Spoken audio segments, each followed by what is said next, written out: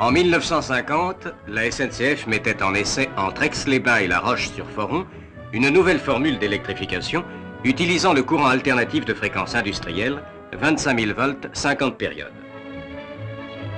Les résultats furent tels que l'on décidait en 1952 d'électrifier selon cette technique la grande transversale Valenciennes-Thionville, qui, reliant le bassin houiller du Nord et sa zone industrielle au complexe métallurgique de l'Est, assure un des plus gros trafics marchandises de la SNCF.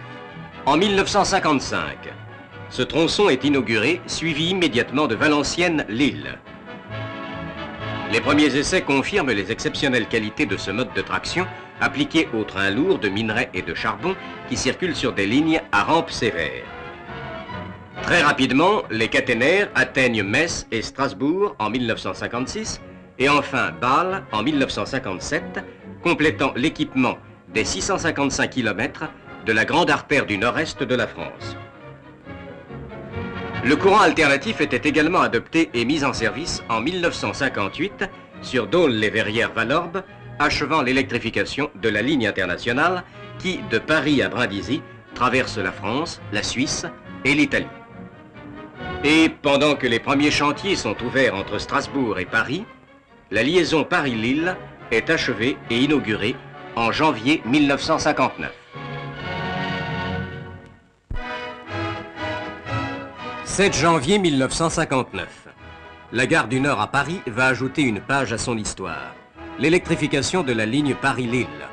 Dans la pénombre de ce jour d'hiver qui se lève comme à regret, le train officiel ayant à son bord personnalités et invités prend le départ vers la grande cité des Flandres afin de consacrer la mise en service de cette nouvelle et grande réalisation. Rappelons que l'électrification de Paris-Lille fut décidée en 1954 et commencée l'année suivante. Le courant de traction retenu fut naturellement le courant monophasé 25 000 volts à fréquence industrielle, qui équipait dès cette époque une partie de la ligne Valenciennes-Thionville. C'est par petites étapes que les mises en service se succédèrent, ce qui permit l'utilisation immédiate des sections électrifiées.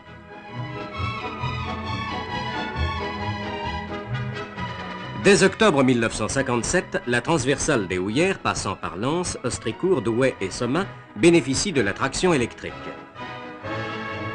Moins de 4 mois après, la caténaire est mise sous tension sur la grande ligne entre Douai, Arras et le grand complexe ferroviaire de Longeau, près d'Amiens, au cœur de la plaine Picarde. La gare messagerie d'Amiens est accessible à la traction électrique en mai 1958, en même temps que la section de ligne reliant Ostricourt aux installations de transit de l'île Saint-Sauveur. 3 semaines plus tard, c'est entre Arras et Lens que l'électricité vient relayer la vapeur et le mois suivant, de Lens à Pont-Aventin, vers l'entrée nord-ouest de l'île. C'est à cette époque que M. Ségala, président du conseil d'administration de la SNCF, accompagné de M. Darjoux, directeur général, et d'autres personnalités des chemins de fer, font en compagnie des représentants de la presse une visite des chantiers d'électrification et des installations déjà en service sur Paris-Lille. Voici un train bétonneur, véritable usine ambulante pour la fabrication du béton, employé dans la construction des massifs qui scellent au sol les mâts en acier galvanisé qui supportent la caténaire.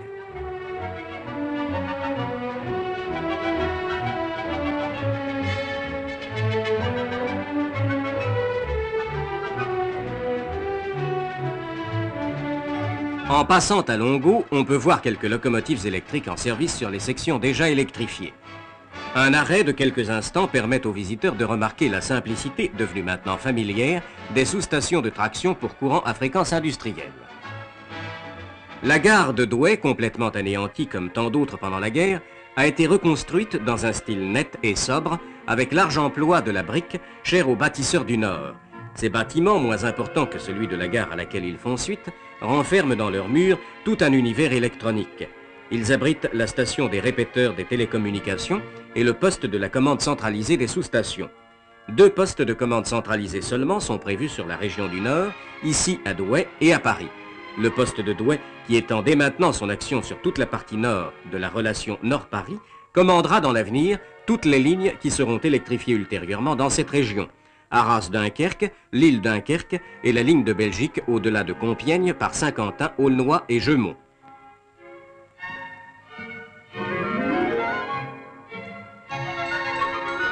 Un Un poste d'aiguillage du type PRS, dit familièrement presse-bouton, commandant 50 signaux et 90 aiguilles, permet à lui seul de tracer 199 itinéraires. Dans la gare de l'île Voyageur, qui fut édifiée en 1858 à son emplacement actuel, les travaux d'aménagement se poursuivent activement. Telle une araignée tissant sa toile, le train dérouleur file sa caténaire, tandis qu'auparavant, une importante extension des installations était réalisée sur l'emplacement d'anciennes fortifications pour permettre l'amélioration des voies d'accès.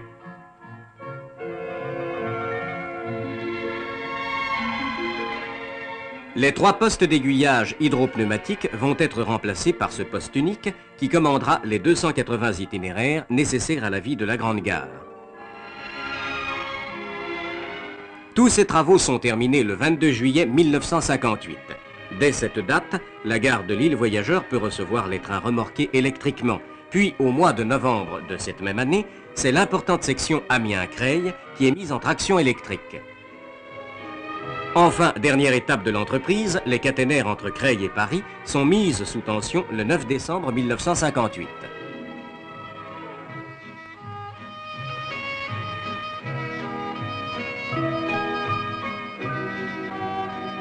Comme partout ailleurs, on procède ici, avant la mise en service de la ligne, à différents contrôles et mesures, tant électriques que mécaniques, qui vont permettre aux techniciens de s'assurer du bon fonctionnement et de la sécurité des installations avant de les livrer une fois pour toutes à la circulation. La fin des travaux sur cette dernière section ouvre définitivement aux locomotives électriques l'ensemble de la grande artère Paris-Lille.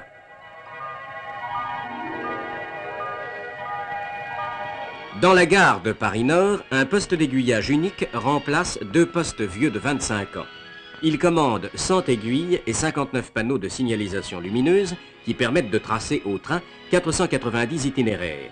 Ce poste est lui aussi un PRS, type de poste qui peut être considéré comme un mécanisme cybernétique car il a des réflexes. En l'absence de tout geste de l'aiguilleur, il assure la protection des trains en assurant automatiquement la fermeture des signaux. Il est intelligent. En appuyant sur un bouton d'itinéraire, le poste détermine le trajet à réaliser en sélectionnant les opérations à effectuer ou les conditions d'incompatibilité à vérifier. Il a de la mémoire, il enregistre le tracé d'un itinéraire jusqu'à ce qu'il puisse être réalisé. Parmi les 1000 trains qui sillonnent chaque jour la grande gare parisienne, voici un des premiers trains électriques qui va s'élancer vers Lille afin de procéder à des essais de traction. Par cette froide matinée d'hiver, le rodage de la caténaire n'est pas sans laisser fleurir quelques étincelles, mais cela ne durera pas et quelques jours plus tard, un train d'essai de 600 tonnes, remorqué par une BB 16500, parcourt les 258 km qui relient les 2 grandes villes en 1 h 58 minutes.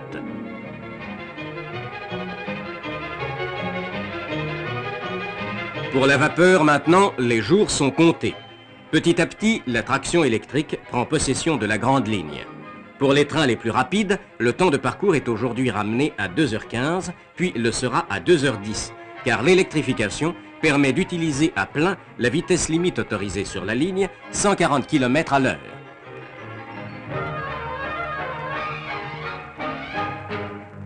Pendant cette évocation qui a retracé brièvement les différentes étapes de cette importante réalisation, symbolisée par cette plaquette commémorative, le train inaugural, en ce jour de janvier 1959, continue son voyage vers Lille, à travers les plaines enneigées du Nord, ayant à son bord M. Robert Buron, ministre des Travaux publics, accompagné du président du conseil d'administration et du directeur général de la SNCF.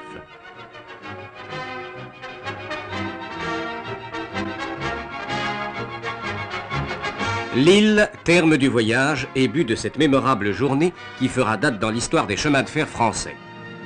Lentement, le train s'avance le long du quai, sur lequel les personnalités de la grande cité et du département du Nord sont venues accueillir leurs hôtes d'un jour. L'électrification de Paris-Lille porte la longueur du réseau électrifié de la SNCF à 6287 km de ligne, qui achemine à elle seule près de 50% du trafic total des chemins de fer français.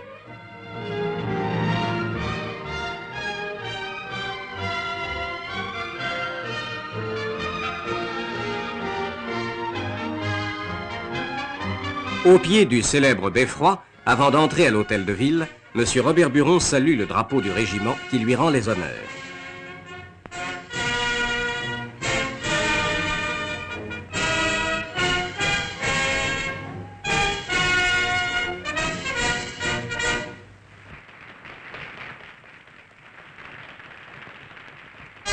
Enfin, associant aux cérémonies officielles les cheminots qui ont œuvré pour cette électrification, le général Catroux, grand chancelier de l'Ordre de la Légion d'honneur, remet la croix à plusieurs artisans de cette magnifique réalisation.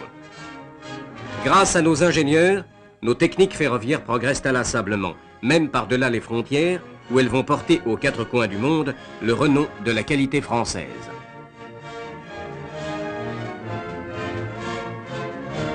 De cette qualité des techniques françaises, la vieille gare de Lille a bientôt un autre témoignage spectaculaire.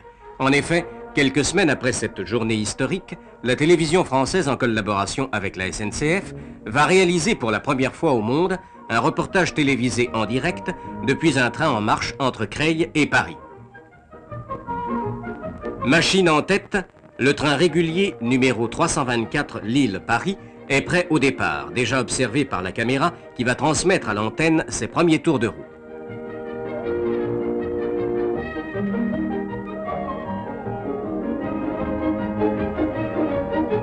Simultanément, le train démarre, les techniciens de la RTF ont l'antenne et tous les téléspectateurs devant l'écran commencent à vivre ce mémorable reportage, première mondiale dans les annales de la télévision et du chemin de fer.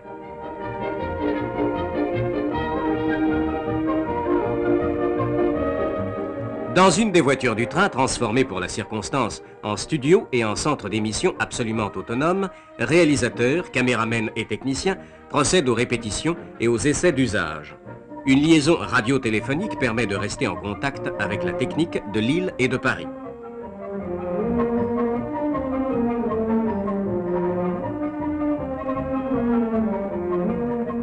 Installés dans leur compartiment, les opérateurs s'affairent devant leurs écrans de contrôle et leurs appareils de mesure. Ils règlent la qualité et l'homogénéité des images qui leur sont transmises par les deux caméras installées dans la voiture studio et celle de la machine, car l'heure de l'émission en direct approche à 140 km à l'heure.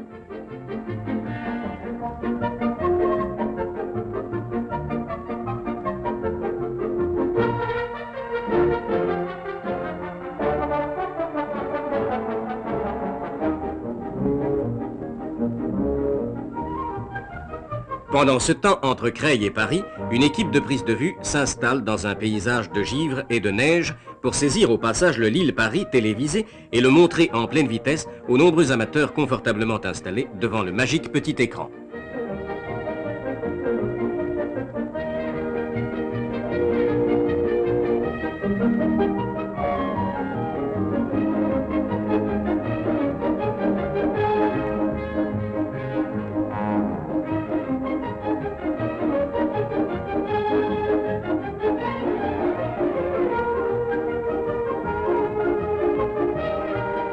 Enfin, voici le moment tant attendu. 5, 4, 3, 2, 1, 0. À vous le train. L'œil de la caméra est braqué sur M. Walter, ingénieur en chef à la SNCF, interviewé par M. Tchernia de la télévision française. Sur des milliers de postes, l'image et le son, fidèlement et instantanément transmis, ont permis aux téléspectateurs de vivre vraiment dans le train la conversation des deux personnages. L'endroit ne pouvait pas être mieux choisi pour M. Walter, qui, sur les questions de son interlocuteur, confie aux ondes tous les avantages et toutes les améliorations apportées par la traction électrique, rappelle les efforts accomplis et ceux qui restent à faire dans le domaine de l'électrification du réseau ferroviaire français.